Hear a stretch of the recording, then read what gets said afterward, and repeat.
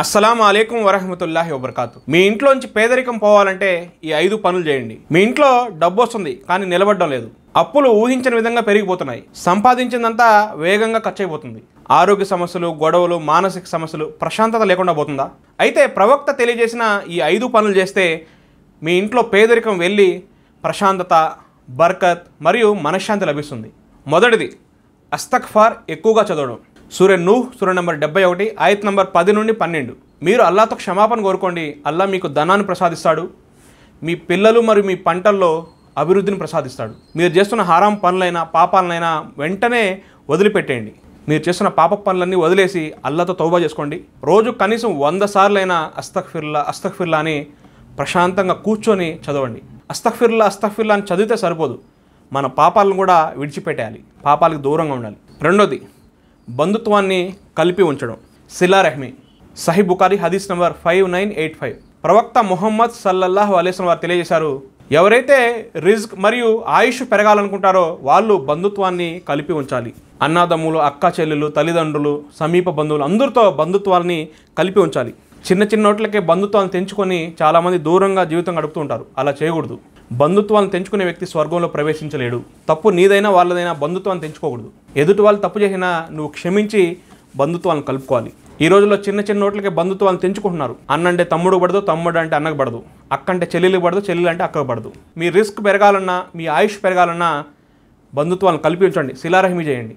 ఎదుటి వాళ్ళు తప్పు చేసినా క్షమించి బంధుత్వాలను కలుపుకోండి, దూర బంధువులైనా దగ్గర బంధువులైనా. మూడోది హరాం సంపాదనకి దూరంగా ఉండడం. మనం సంపాదించే సంపాదన హలాల్గా ఉండాలి. ముఖ్యంగా వడ్డీకి దూరంగా ఉండాలి. ఖురాన్ సూర బకరా సూర నంబర్ 2 ఆయత్ నంబర్ 276.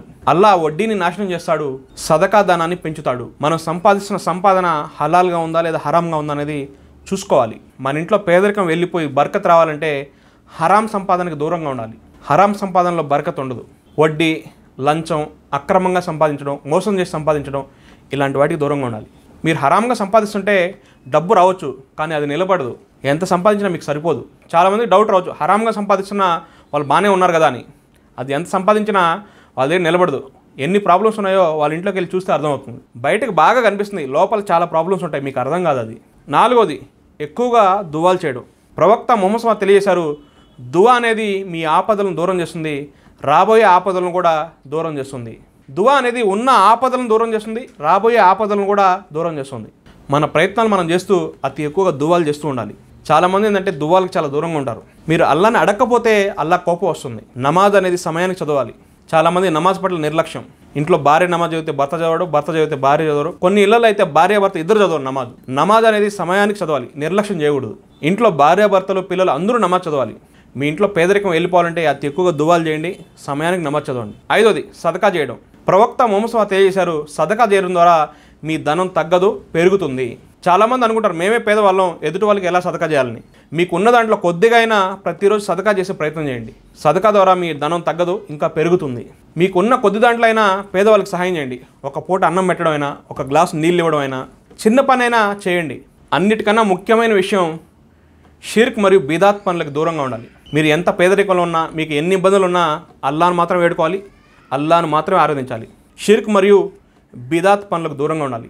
షిర్క్ అనేది క్షమించరాని పాపం. ఇస్లాంలో లేని కల్పించుకున్న ఆచారాలకు దూరంగా ఉండాలి. అల్లాహ్ సహాయం లేనిదే మీరు ఏమీ చేయలేరు. మీ ఇంట్లో పేదరికం దూరం అవ్వాలంటే నేను చెప్పిన ఈ పనులన్నీ చేయండి.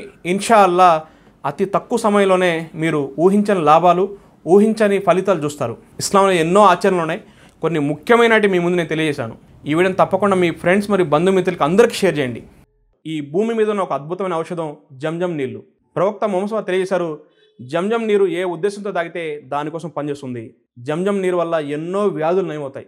ఎందుకంటే జంజం నీరులో స్వస్థత ఉంది. చాలామంది పెద్ద పెద్ద వ్యాధులతో బాధపడేవారు ఈ జంజం నీరు రెగ్యులర్గా తాగడం వల్ల ఎన్నో వ్యాధులు నయమయ్యాయి. జంజం నీరు అనేది ఒక అద్భుతం, మిరాకిల్. మీరు ఎంతో ఖర్చు పెట్టుంటారు, ఎన్నో హాస్పిటల్ తిరుగుంటారు. తప్పకుండా జంజం నీరు కూడా తాగే ప్రయత్నం చేయండి. ఒకవేళ మీకు స్వచ్ఛమైన జంజం నీరు కావాలంటే మీ ఇంటి వద్దకే పంపించబడను తక్కువ ధరలో. మీకు స్వచ్ఛమైన జంజం నీరు ఏదైతే మక్కాల్లో లభిస్తుందో అవి కావాలంటే ఈ నెంబర్కి కాల్ చేయండి. ఈ వీడియోని తప్పకుండా మీ బంధుమిత్రులకి, స్నేహితులకి, ఎవరైతే వ్యాధులతో బాధపడుతున్నారో వారికి షేర్ చేయండి.